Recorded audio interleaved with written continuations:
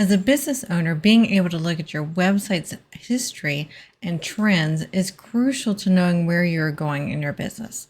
While we shouldn't really obsess over the past, being able to look at where we were in our business can help us learn and make the present day better and make sure we're on the right track.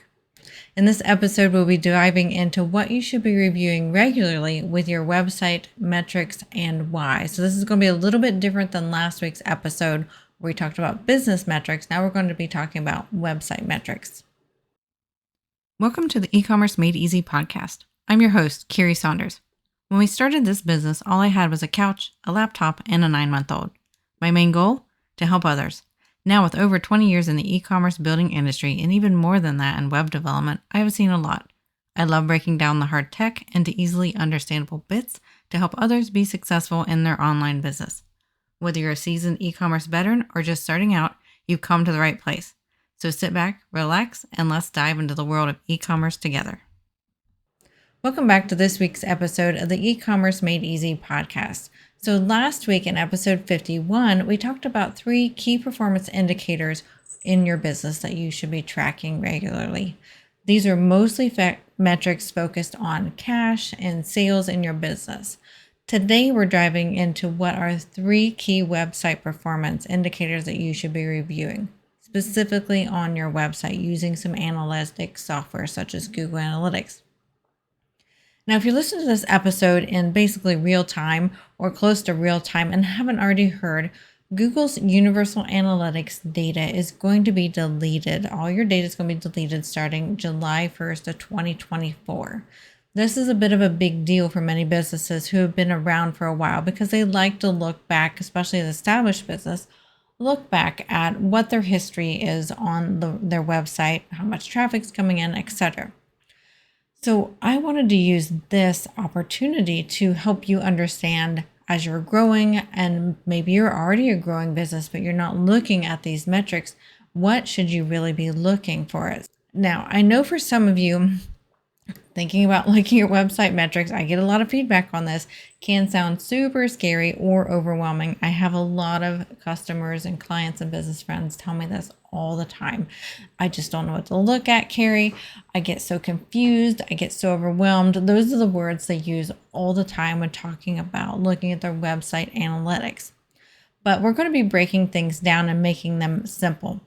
Plus, not tracking these essential elements is pretty much guaranteed to slow down your business and your business growth. And I know that we all want faster and better business growth. So let's dive right in. All right, so first off, what are some of the key metrics you should minimally keep an eye on? And I'm only going to go over 3 in this episode. These are my top 3 that I think are really important, that if you minimally look at these, it's going to really help you out. First off is traffic volume. Then next, we're going to look at bounce rate and what that is. And then finally, we're going to be looking at traffic sources or traffic acquisition, as it is now called in Google Analytics 4. So I'll be defining and getting to the details of what these metrics mean in a few moments, but I want you to keep in mind something first. For all of these metrics, we want to look at trends. Please try not to obsess over the daily fluctuations. Some people will do that and look at the daily fluctuations and get really panicked or really excited, depending on whether it's going up or down. But likely you're going to want to look at these metrics monthly, maybe weekly if your business is pretty up and running and very established and moving quickly. They each contribute to your understanding of the health of your website. Also, if you aren't looking at any of these yet, please give yourself grace. It is something that even I fall off the bandwagon on and don't look at as regularly as I really should. So part of this episode is really speaking to myself and reminding me I need to be doing this. And if the thought of looking at all of these overwhelms you, please pick one first to work with. And I'll go over which one I recommend the most over all of them, if you can only handle doing one. And then a few months later, once you've got that one under your habit and are looking at it regularly, add the next one and then the third one. And then if you really want to go gangbusters, you can keep on looking at more data, but we also want to be reasonable and not look at too much data and not be working in our business and on our business. So make sure looking at one of these is better than looking at none of them. So just give yourself grace and remember that if you're not looking at any of them, looking at one is better than none. All right, so let's get started. So we're going to first look at traffic volume. As the name implies, it's basically how much traffic you're getting to your website. Obviously, if this number trends downward, then something's wrong and you're not getting as much traffic as you used to be getting. So either it could be your content, it could be your website functionality. Think about your speed or any website errors you might have. Could be marketing strategies, and it could be search engine optimization, really just to name a few. So if you, like I said, if you only track one metric, I stress this is the one metric you do want to track. This is also one that I recommend looking at a weekly or monthly basis. For our website, for example, I know I mentioned this before, on Saturdays and Sundays, our traffic volume drops. That's very common for us. It's happened over the 20 some years we've been doing this business. Our traffic is just lower on Saturdays and Sundays. Because our target market is other online businesses, many of them aren't working on Saturday or Sunday, and some of them that might have their online businesses like a side hustle or they're building it up, they might be on it on Saturday and Sunday, but in general, most of our traffic is Monday through Friday, and it usually peaks on the Tuesday, Wednesday, and Thursday days, honestly. So I know not to panic when I see that traffic drop on Saturday and Sunday, because I know that is my website's trend. So when you're looking at this data more regularly, you're going to see patterns like that so that you know, okay, Wednesday is my most popular day and Friday is my least popular day. So just keep that in mind as you're looking at this. Now, obviously, if we see a general downward trend across weeks or months of data, then I know that there's something wrong with our website that needs to be fixed. Either my website's functionality is broken, maybe we added a feature and we thought we tested it thoroughly and we missed something, or maybe my content is not great quality anymore. Maybe we're, think we're doing our best on our content, but it's really just not landing right. I could have added a feature to our website that might be slowing it down and causing issues with consumers. Maybe we don't notice because we're here near our servers, but other people out in the internet will notice the slowdown more than us, or maybe because our computers are pretty fast, because that's what we do is work on websites. So maybe we need to try it on another device that's a bit slower, or maybe my marketing efforts aren't landing anymore. So this metric is really a general great heartbeat of your website. And ideally, of course, you want to see a growth curve on traffic volume. All right, so next we're going to go into bounce rate. Now, it is the one that Google took away when they brought out Google Analytics 4. And users complained so much that they brought it back. It is a very useful tool to have on your website. It really is a vital thing, and it helps you understand your website a lot better. So if you only want to look at two metrics, I recommend the traffic volume and the bounce rate. It's the next one that I would totally add to your list to look at regularly once you're in the habit of doing this. Bounce rate simply shows whether people go to your website and leave right away. So the word bounce comes from, they basically bounce onto one page of your website and then they're gone. So kind of like jumping on a trampoline and then jumping right back off. They land there and they're like, nope, this is not for me. And they jump right back off. So if you have a high bounce rate, or if you see your bounce rate getting higher, then something is probably wrong with your website. Typically, it's one of two things. One, the wrong people are getting to your website, or two, the right people are getting to your website, but they find it unengaging and they don't want to stick around. So to fix both of these, generally you need to fix your messaging. And it could be either the messaging on the front end, your marketing message, or it could be the messaging on the back end, basically the content on your website's messaging. So are you messaging and marketing to the wrong people? Are the wrong people come to your website and then when they get there, it's something else than what they expected? Or are the right people getting to your website, but then the content they see is not engaging and they kind of felt like you're going to have something else to give them? So you'll want to do some digging here, and this can be a little bit hard to nail down as to why your bounce rate is high. So you really need to be digging into this one and be patient with it. So talk to some current customers, talk to potential customers to see if your website resonates with them. You're going to need to do some detective work here and get some other people's opinions, get some opinions of trusted people in your business too.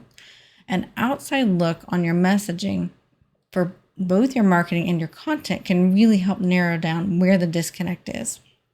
Now, if you think you've got your marketing messaging as well as your website messaging nailed down and you think that's pretty solid and good, a few other reasons your bounce rate may be high is that, one, your website's too slow. You might have something broken on your website and don't realize it. Maybe it only is broken in Chrome on a Mac computer, or maybe it's only broken on an Android phone, for example. Another thing could be is your website isn't visually appealing or is too cluttered, and they just get there and they're overwhelmed and they just want to leave. So for the website too slow issue, you can refer back to episodes 20 and 47, which we'll link to in the show notes, for how to understand and test speed metrics on your site and how to improve them. Having a too slow website can also affect your search engine optimization, which we talk about in previous episodes too, which will also affect your traffic volume. So Google is going to penalize you if your website's too slow, and it's going to send less people to your website, and the people that get there are probably going to bounce because it is too slow and they're just going to give up and leave. And many of these metrics are interconnected, so keep that in mind. Okay, so lastly, we're going to talk about our third metric, which is traffic sources or acquisition. In the new Google Analytics 4, they use the word acquisition for this. And so what does this mean and why do we care? So traffic sources shows you where your traffic is coming from, as the name actually implies. This metric is very important as it can help you understand which of your marketing efforts is working. So let's say you're running some social media campaigns or even some social media ads. If you look back at that week or that month's worth of traffic source where you're doing these sort of campaigns, whether it's free campaigns or paid campaigns, and you don't see an increase in traffic from your social media compared to a previous time set where you weren't doing these types of marketing efforts, then you know your marketing efforts are off somehow. Maybe it's your messaging again. Messaging is so important. We'll be going into this later on in our podcast episodes. But without knowing that your traffic source from social media isn't increasing as you would expected, you wouldn't know you need to pivot in your marketing efforts there. You wouldn't know that you might need to change your messaging on your social media posts, or maybe your messaging in your social media advertisements. So keeping an eye on this is going to be very important, especially once you start having advertisements to your websites. Also, with having traffic sources too, you can see how much organic traffic you get. This will help you understand how your search engine ranking is doing. So organic traffic basically is traffic that comes to you organically. It's just kind of the name of the word. It just comes to you naturally via search engine results. So if you see your organic search engine rising, your organic search term, it's kind of hard to say altogether, then you know your search engine optimization is making progress. And this is great for long game tactics like search engine optimization to really monitor and make sure it is working. Another one I love to look at under traffic sources or acquisition is referral traffic. So this is traffic that comes to your website via an external link from somebody else's website. If you're getting good quality links back to your website, this not only helps increase your visibility from other websites, obviously, but it also boosts your search engine optimizations because you're going to look more important to Google and the major search engines if other websites are linking back to your website. If you see your referral traffic is low, then you know you could use that fact and that information to make sure that you're getting some business relationships or connections outside of your circle and getting some more links back into your website, which is going to help boost your credibility. It will help boost your search engine optimization rankings and all of those things. It's going to be a nice snowball effect. So if you see your referral traffic is low, that might be something you might want to target next as your goal for like the next quarter is, hey, I want to try to increase my referral traffic so that I can get some more diverse inbound links into my website. Okay, so hopefully that wasn't too much and too overwhelming. So let's recap where we came from. All right, so first off, we talked about 3 metrics that I feel like are minimally a great thing to review on your website regularly. Again, make sure this fits you or you won't do it. Maybe it's monthly, maybe it's every quarter. Don't feel bad if it's not all the time. The really big, really busy websites may be looking at this weekly, but honestly, most businesses are going to look at this at most monthly. And I recommend minimally quarterly would be a really good idea. That way you have some data to look at, some, long-term data to really see what your trends are. And the things that we talked about looking at is your traffic volume. How much traffic are you getting to your website? Is it increasing? Is it decreasing? How fast are you increasing? Hopefully you're not decreasing. And if you are, hopefully it's a slow decrease, and then you can bounce that back up and get it to increase again. The next one we talked about was bounce rate. Are people landing on your site and leaving right away? That is a very big, bold red flag for something is seriously wrong if your bounce rate is high. You either have your messaging wrong on the traffic that is coming into your website, or your website, there's some functionality is wrong or slowness is wrong. And then you can use that in conjunction with the next one, the traffic sources, to see what your bounce rate and whether your traffic sources, where they're coming from, and what might be the source of problems with your website, and whether you're increasing your traffic sources from social, from referrals and things like that. We want to make sure that we're growing in the areas that we are focusing on. All right, so that's it for this week's episode. I hopefully that was super helpful for you and not overwhelming. I appreciate you joining me this week on the E-commerce Made Easy podcast. Be sure to visit our show notes and other episodes on ecommercemadeeasypodcast.com or your favorite podcast player. If you're watching this on the YouTube channel, make sure you hit that subscribe button. And if you're listening on the podcast, hit that follow button wherever you're listening. And if you're loving our E-commerce Made Easy podcast, I would be thrilled if you rated us and reviewed us on Apple Podcasts. That really helps me reach more listeners and empower more people like you to thrive in the online business world. Thank you again for listening, and we will see you next week.